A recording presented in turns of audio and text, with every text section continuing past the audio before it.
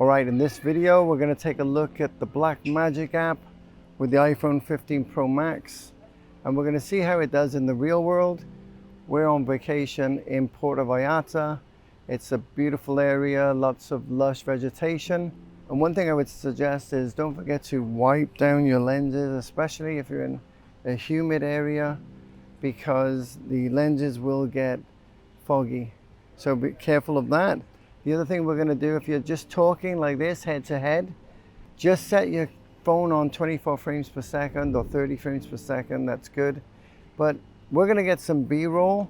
So our settings are going to be 4K, and they're going to be in ProRes, and we're going to use a Apple log format. Now, the native app for the iPhone only allows you to do 30 frames per second unless you're exporting to an SSD card. So the Blackmagic app will actually let you export to 60 frames per second. And also later on I'll show you that you can use a LUT, so an overlay LUT, to see what you're looking at a little bit better, because with the log format, Apple log, it's very, very flat. So if you're out specifically in a lot of sunshine, then it's really difficult to see the screen. So using that overlay LUT helps just to see what the image will look like when you grade it in post. All right, let's take a look at going around and seeing what we can collect using the Blackmagic app.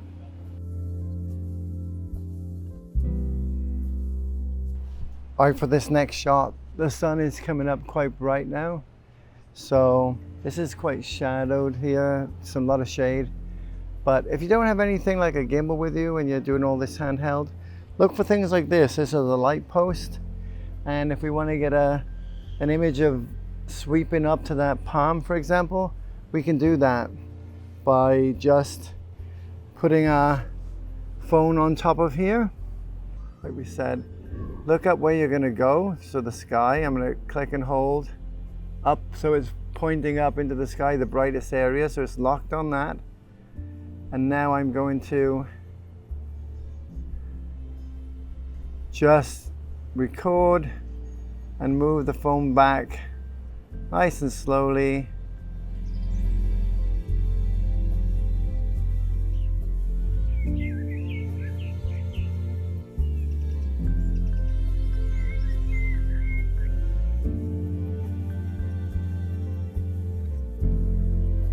Also, instead of just holding your phone up and just always shooting from this angle for what you see, because that's what we all naturally do, try to think about shooting 3 different things.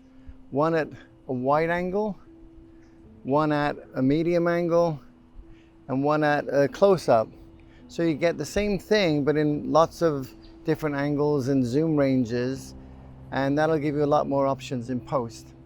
If you don't have a bunch of cameras on the back of your phone, then just move further to the subject or further away and get lower to the ground, up higher, looking down. Just mix it up as many times as you can. Shoot 3 or 5 different things of the same subject, different angles, different cameras. Also, try not to use digital zooms. If you have 3 cameras on the back of your phone, then use those three cameras. You'll have an ultra wide, a wide, and a tele. Then they have optical focus, and utilize them. They have the best images. If you start zooming in past the optical focus, it uses digital zooming, and that's a bit more grainy and not quite as good. So think about that.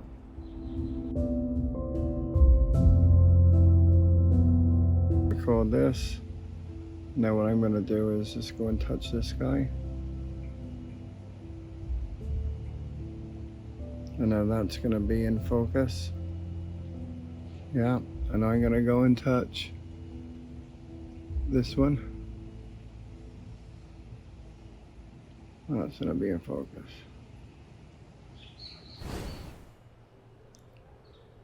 And in this one, we're in the same area. We're in the 5x lens, but I'm focused on the ferns at the back. And if I touch the front one, the front leaf, it'll change focus to the front leaf, like this.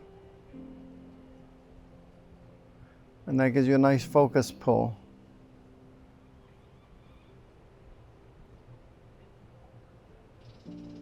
We can go back the other way, just like so. So different effects for the same thing.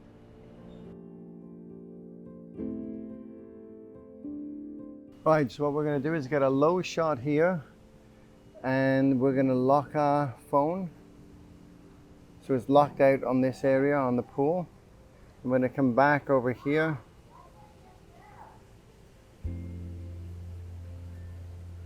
And just slide across.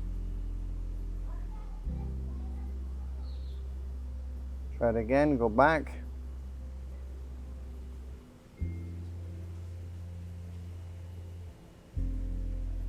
One more time. Lock it.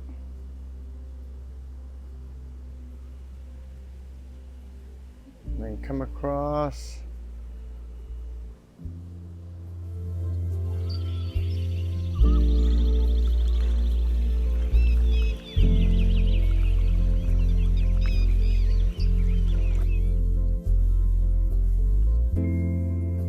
So do this at your own risk. So what we want to do here is get a walk-in push-in shot from underneath the bridge. So we're going to lock our focus and exposure when we're outside looking at the rest of the pool. And then what we're going to do at that point is go under the bridge, go back, and then start the recording from there and walk forward. Again, be careful. You can get a waterproof case for your iPhone. Just be careful you don't drop it in the water.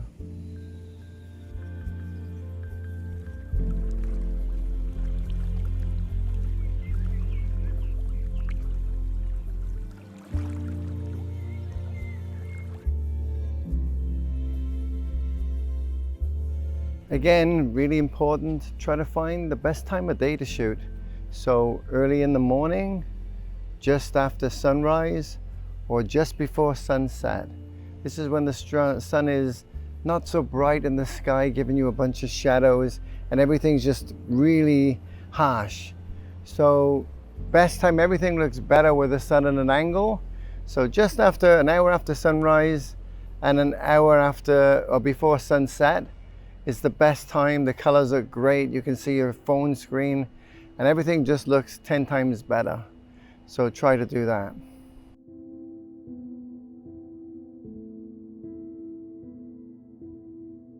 Okay, if you don't have a tripod or anything like that, you can get creative. Here I've just put my phone up against some flip-flops. So what we're going to do is I'm going to focus on the stones right here so that anything beyond it will be more blurry. And we're just going to walk past this into the pool and get a shot.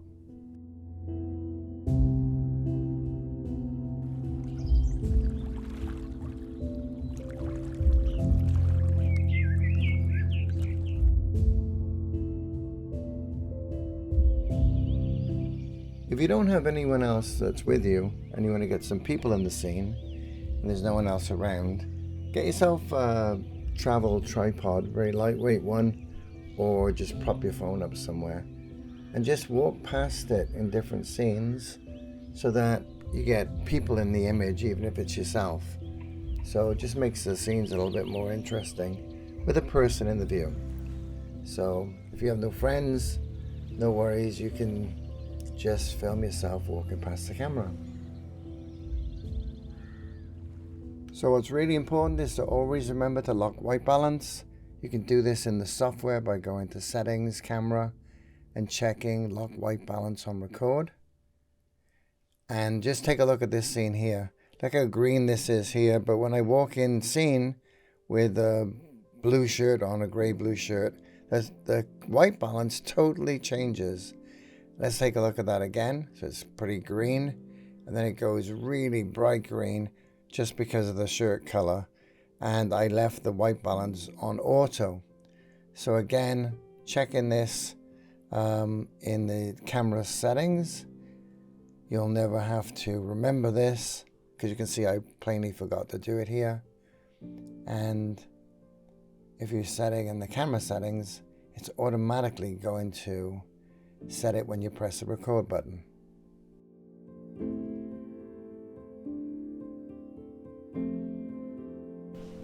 Using the same area, what we can do is just use these to frame the shot and just do a pan up and down to see what's behind it. Again, lock your image back here.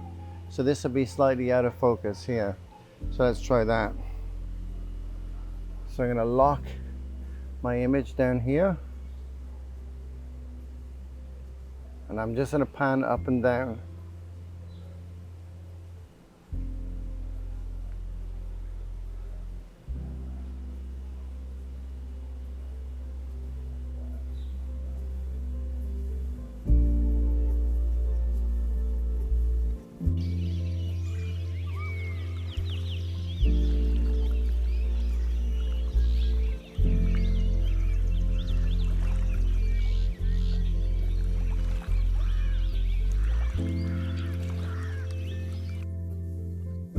Okay, the other thing to do is to look for textures. Things like this wall, trees, bushes. So you can move across them, especially for transitions. So you can move your phone left to right, right to left. Again, we're doing 4K 60. And you can also go up and down. And these are great little textures for transitions where you can go like we did earlier with the tree. That when the tree image goes across the camera, this is dark, then we could transition into this wall. And let's say we wanted to go across this wall and go up into the area behind me. That might be quite difficult to be able to do this and then come up like this. So one of the things that you can do is, just like we said before, is go backwards. So start back here on the image that you want, focus on that, and then come from there and come back into the wall. And try both ways and see which one works. Again, 4K 60, and I have stabilization on as cinematic.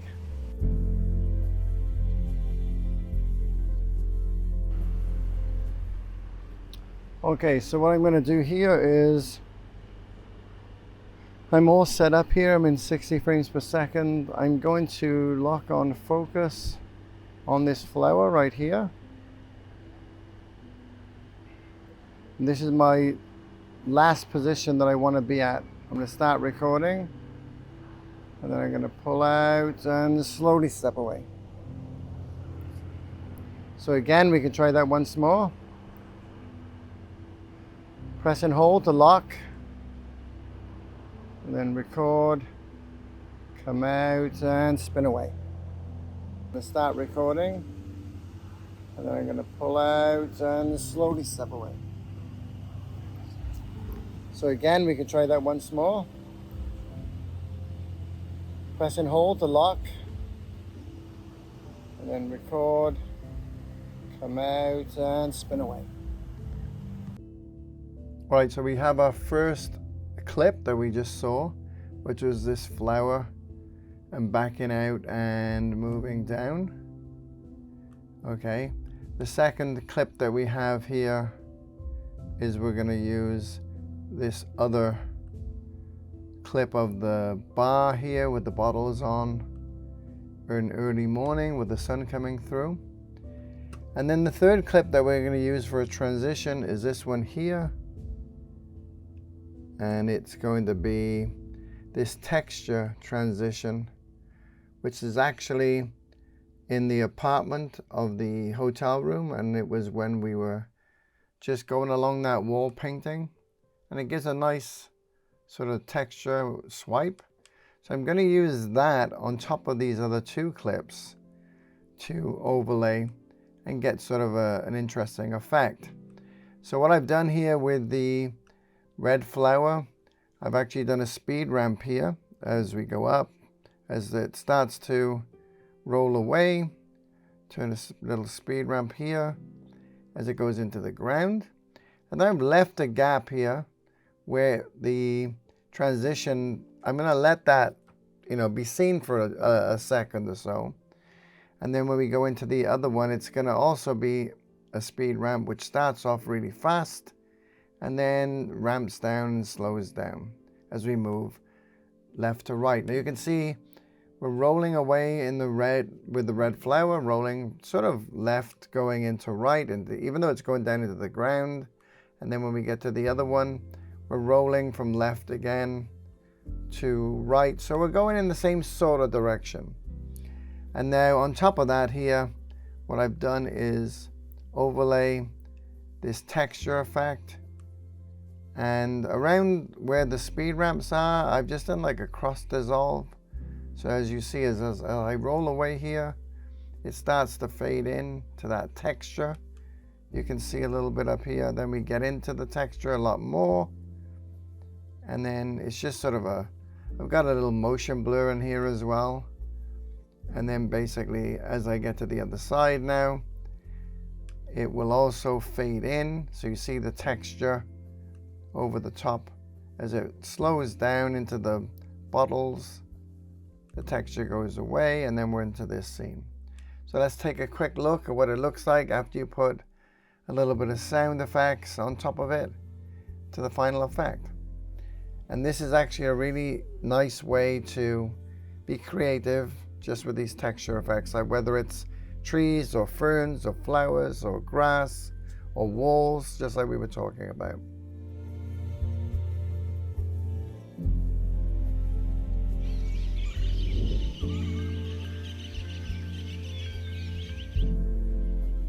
All right, thanks for watching. Check out this video here for the next video to watch, and I'll see you in the next video.